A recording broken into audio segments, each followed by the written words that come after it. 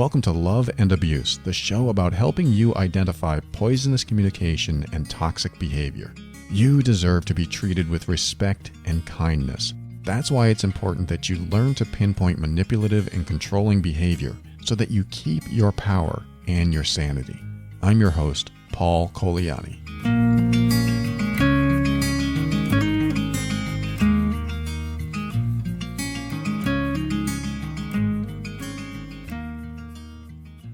Welcome to Love and Abuse. This is a special edition of the show. This is where I'm going to play a segment out of my other show, The Overwhelmed Brain, because at The Overwhelmed Brain, I did a lot of segments on emotional abuse, manipulation, deceptive communication, toxic language, toxic behavior, toxic relationships. I did a lot of that. And one of the reasons I came up with this show, Love and Abuse, is to take what I know and put it in one place, first of all, and also to give you a one-stop shop for everything, because it's kind of mixed in at The Overwhelmed Brain, and I also want to help you if you've gotten the Mean Workbook, or if you want to know more about toxic communication, poisonous behavior, that you don't have to sort or sift through a bunch of other subject matter that I address over at the other show.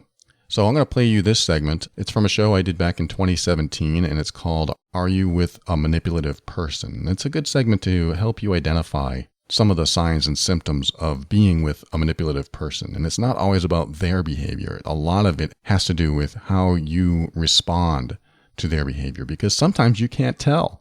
Sometimes you can't tell if their behavior is manipulative or not. You just sometimes have to go with how you feel at the end of a conversation with them. So I'm going to get right into this and let this segment play, and when it's done, I'll come back and say some final words.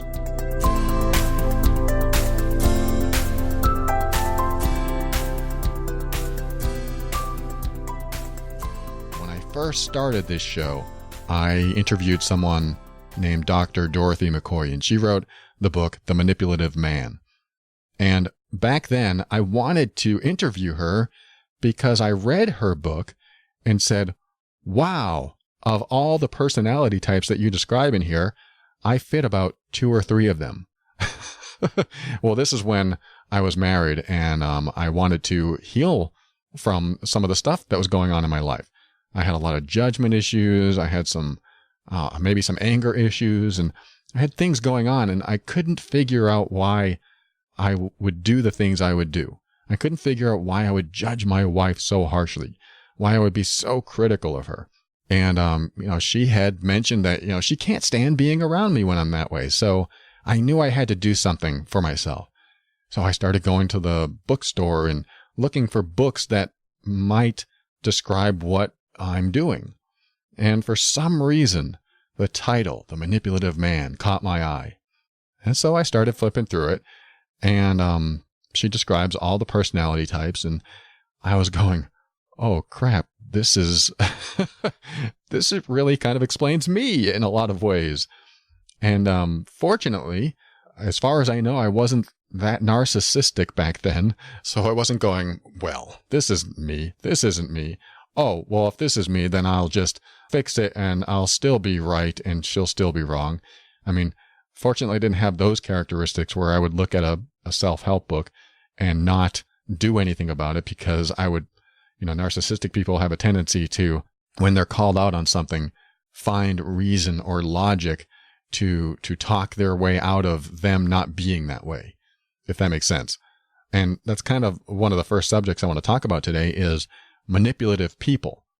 Having been a somewhat manipulative person myself, I have a background of what I used to do to manipulate the situation, to get my way. Because that's what manipulative people do. They want to get their way. They want to control situations to get their way, to meet their own needs, without too much regard of anyone around them. Now, some or a lot of manipulative people will seem actually very nice to the rest of the world. They will seem very friendly and generous and accommodating, and anyone looking from the outside. For example, if you're in a relationship with someone you believe is manipulative, Or if you don't know they're manipulative, you might know after this segment. So this might come as a surprise to you or not. But if you're in a manipulative relationship, people on the outside will never see what you see in that person. This is kind of one signal or one sign of a manipulative relationship, is that you feel like there's manipulation going on, but everyone outside of your relationship doesn't see it.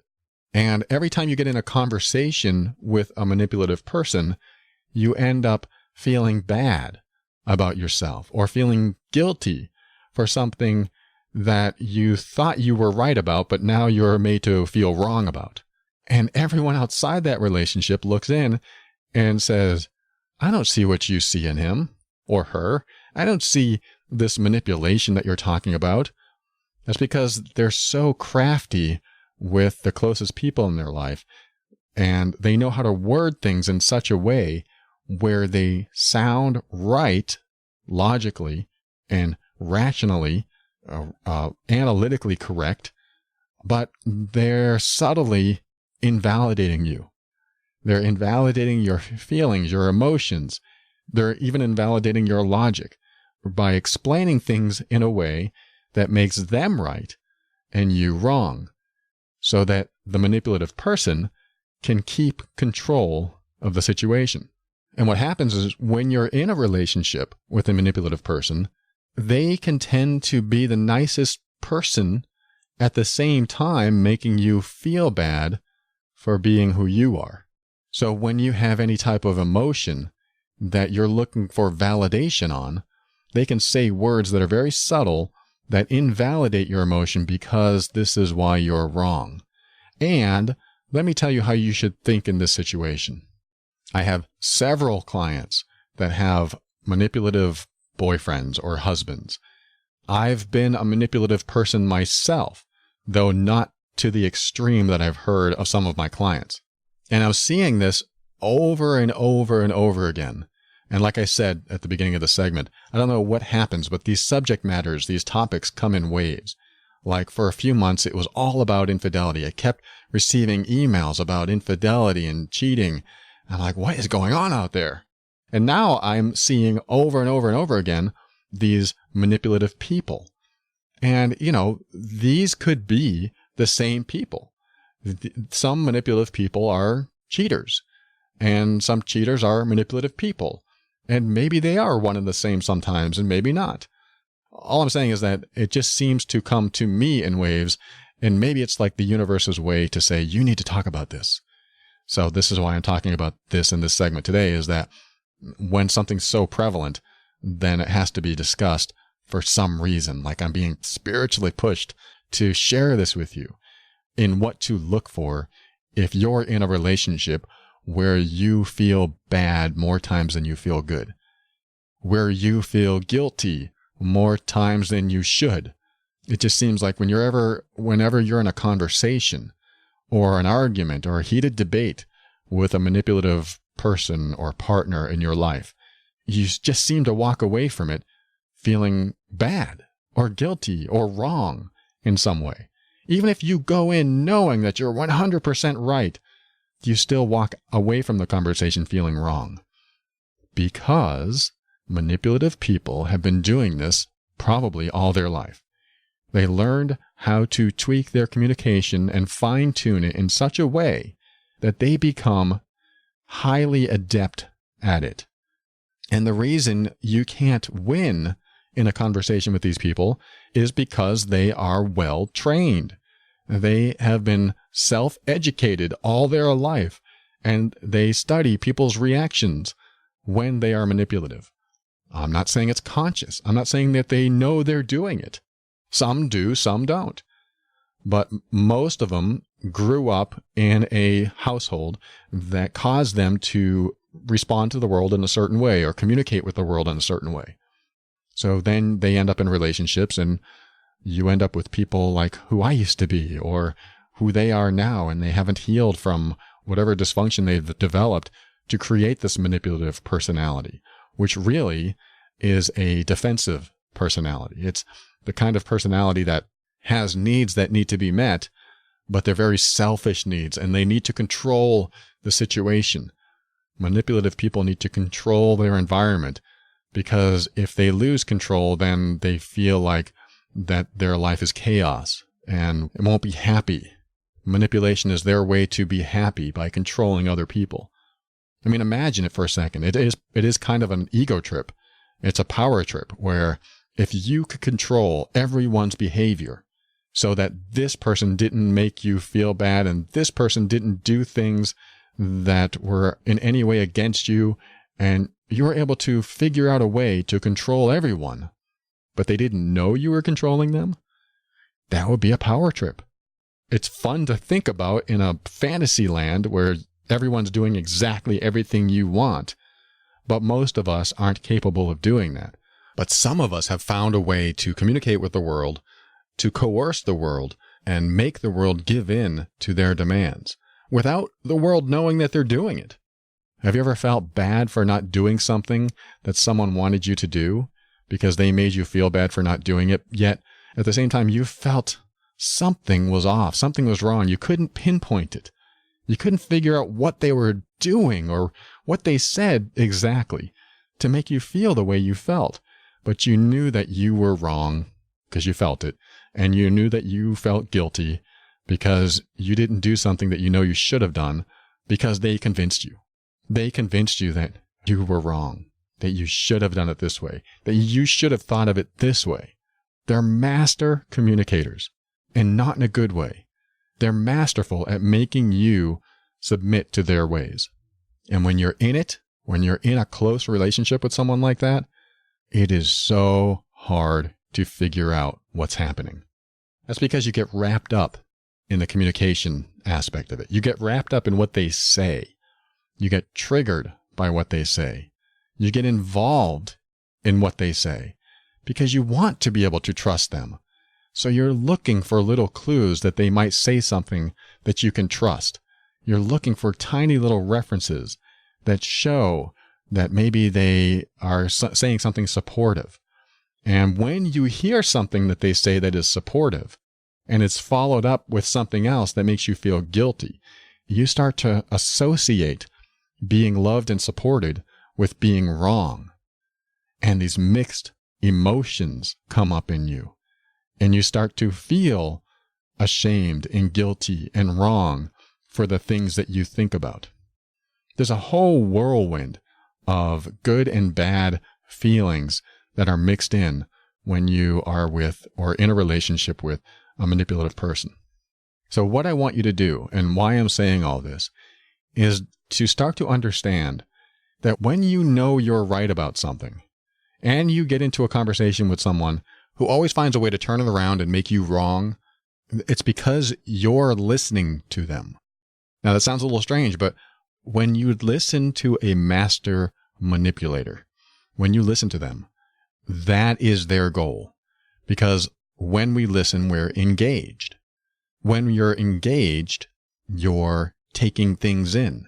You're internalizing them. You're making them a reality in your mind.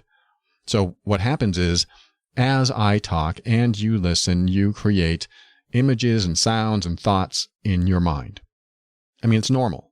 This is how we communicate. We take what people say and we internalize it and we make pictures, sounds, and thoughts, and then we have a response. This is a problem when it comes to manipulators, especially those you've been with for a long time. If you actually listen to them, internalize what they're saying, and you know that most conversations you have with them, you come out feeling bad or wrong, it's because you listened to them and you believed what they were saying. Now, what's the solution? How do you not listen to someone? How do you sit there talking to them and they're a master at making you feel bad just by the words they use? Well, you have to separate yourself from what's being said. This is very, very tricky. I've been sucked into manipulative people's words because what they do is they mix signals so that they will say something nice or do something nice and then mix in manipulation to paint the picture that they're right and you're not. I mean, that's one example. I used to do that. I used to be able to justify anything to make me look right and the person that I was with feel wrong. I would say things that sounded completely rational because I just got good at it. And then the other person would feel like they were wrong. But I did end up figuring that out about myself, that I was able to really manipulate situations. But I'm one of the few that actually got out of that state because it was harmful. And when you have relationship after relationship that fails, you have to start looking at the common denominator and ask yourself, what am I doing? What am I doing to cause this? And that's when I picked up the book and found something out about myself. So if you're with a manipulative person, yes, step one is to not take everything they say completely seriously, especially if you know that you feel bad from most conversations and you feel wrong in most conversations. If you feel like you're being made wrong a lot, then you're with a manipulative person. I mean, very likely. I can't just make a sweeping assumption there. But if you do feel like you're being made wrong more often than not, then you are likely with a manipulative person. And if they're not manipulative, then there's something else going on, because you shouldn't leave every conversation feeling wrong, unsupported, talked down to. Whenever you have that bad feeling come up, then there's some sort of control, invalidation, or manipulation going on, some sort of influence going on that is going under your conscious radar. And you know what I'm saying, right? It's sort of like when you express something that's on your mind with someone and they come back, instead of listening, saying, oh, really? That's how you feel? Oh, okay. Well, I didn't know that. Okay. And then it sounds like they're actually listening and not trying to tell you how to think or how to see it a different way, where you feel bad about that. When you feel bad about what they're saying because it invalidates who you are or what you believe or how you think, then there may be some manipulation going on. And this is a very, very complex situation, because 99 out of 100 times you're not going to be able to detect it until you start stepping out of actually listening and believing them. Again, that's weird, but if you can do it, if you can go, I don't believe anything they say, just for like a day. If I didn't believe what they said, what would it be like? I know that's very hard to do, because if you're living with someone, you want to believe everything they say, but what's happening is that you're looking for clues that they might not be manipulating you. You're looking for clues that they might like having you around. They might appreciate you. You're looking for some supportive words and comments. And what they usually do is they mix in with those supportive words and comments with subtle words that make them right and make you wrong. So here's something you can do to test if you're with a manipulative person. First, you check for congruence. Congruence is, does their behavior match what they say? Do they walk their talk? Do they do what they say they're going to do? Do they always follow it up with a congruent behavior of some sort? When I was married, I told my wife that I was going to get help and that I absolutely agreed that I had something wrong with me. And so I went to the bookstore and I was looking for something to help me, but I never actually took major steps. I never sought therapy myself while I was married. I sought it before my marriage, but not on particular issues that we talked about. I never really meant that I was going to take larger steps and spend the money and the time and the energy to talk to someone to help me through my challenges, because I secretly believed that there was nothing wrong with me. So that's one test. Is their behavior congruent with their intentions and their words? I mean, you can only tell their intentions by their words usually, but are they following through with what they say? I've seen it over and over again. The manipulative person will say one thing and not do anything, and say one thing and do something else, and then justify that something else. Over and over again, I've seen this. They will say one thing and then do something else and then justify that something else. That's another test. If there's always justification, then you might have a manipulative person on your hand. Another test is, do you feel guilty after conversations? If you feel guilty, then they are likely invalidating you in some way not really listening, and helping you to learn how to think. That sounds kind of weird, but they're teaching you how to think in a way that supports them. They're teaching you to give your power to them. That's another good way to tell that you might know a manipulator. Another test is to look at your past with this person. And in the past, if they have said something and then did something else, or if they made a promise and they did something else and then had a justification for it, does it feel like every time they say they're going to do something and they don't do it, what they did is reasonable, logical, and makes perfect sense, but it feels like it's just another delay? Now, if it doesn't feel like a delay, look at it as such, because manipulative people are fantastic at stringing you along, telling you exactly what you want to hear so they can delay what they don't want to happen in their life.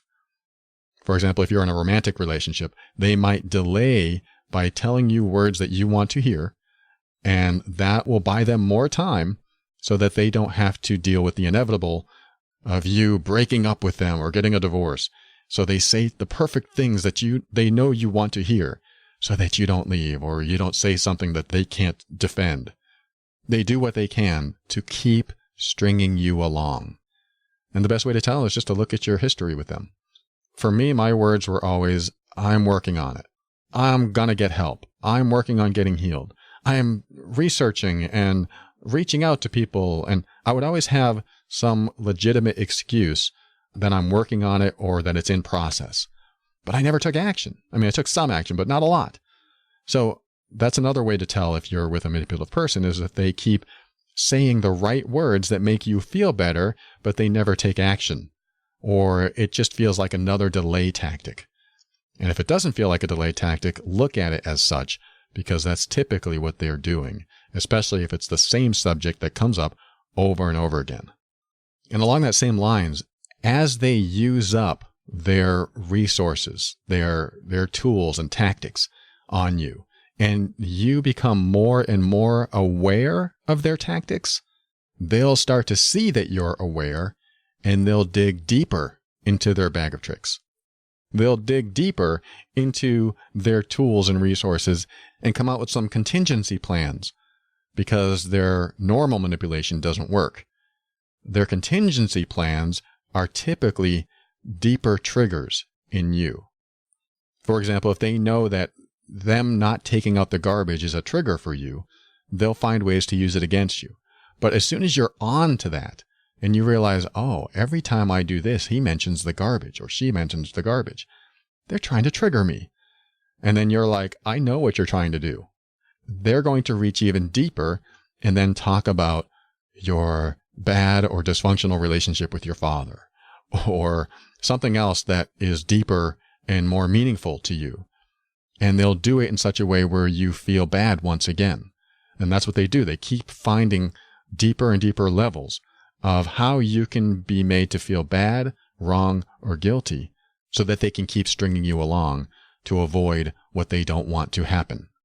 Like I said, it's very crafty. They're brilliant, really. They're very brilliant in communication, and they probably make excellent salespeople.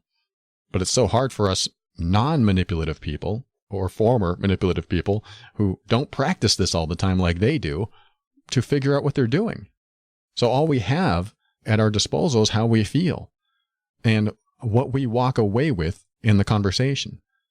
And like I said, when you walk away feeling bad, guilty, ashamed, or other negative emotions, then you're probably getting manipulated in some way. Not in all cases, but if you feel that way more often than not with people who are supposed to love and support and nurture and create a happy life with you, then there's something else going on there. And I want you to get out of the cycle of self-doubt and self-blame. And this is the final test that you can run in yourself, which is, do I have a lot of self-doubt? I mean, ask yourself that question. Do I have a lot of self-doubt? Do I have trouble trusting myself? Because if you do, then you're probably being manipulated. Because at one time, you probably did trust yourself until someone came along and told you that you were wrong. Because if you trust yourself, then you make decisions that feel empowered. When you don't trust yourself, you lose your power. Somebody else has it. So the question is, who has your power? Especially when you don't know exactly how they're doing it, it's probably being manipulated out of you. Don't give up your power. Know that you have a right to think what you think, and you have a right to be validated and listened to, and not talked out of a thought process that you came up with. Yes, there are times where some people might be right, but it doesn't matter, because if you're always made to feel wrong, then they lose a lot of credibility with you, and it's hard to trust anything that they say. So pretty soon, the tables turn and you stop trusting what they say, because everything they say turns out to be some selfish need to keep control in their life. And the wizardry that they possess when they're being manipulative, I've seen this a lot, is when they create an air of freedom in the relationship within the confines of their control. And what I mean by that is that you feel like you're allowed to do anything you want. They make you feel like you're free to do anything and think anything you want, yet they keep it under a bigger veil of control. It's sort of like being in a big open field. And when you go beyond the field, there's a sidewalk and more field. And you feel like, I'm so free here. There's just all these fields. Then you walk a little further out to the perimeter and notice a giant iron fence with barbed wire at the top. And you start to go, wait, I felt so free, and now there's this gate. And then you walk the entire perimeter and you notice that you are just in one giant gated area that you didn't know was there, but has always kept you in control of some sort. That's what it feels like to be in a manipulative relationship of any sort. It feels like you're under some veiled control. So anyway, I want to get this off my chest and let you know that if you're with a manipulative person, or you think you might be being manipulated, you are probably not crazy. If you feel wronged more than right, if you feel guilty more than not, then you might be with a manipulative person. And if you feel self-doubt more than not, make sure that that doubt is not being programmed into you from someone else. Again, it's very subtle, and if you've been with the person a long time, you probably don't even know it's happening. Now, here's my disclaimer. It doesn't mean the person you're with is a manipulator. There might be other things going on. But from what I've seen, if you just feel bad more than you feel good, then it's time to question things in your relationship and figure out why you feel that way and what you can do to change that. And as always, the step one is just being aware that something exists in your life, so that you can start making decisions that are more healthy for you.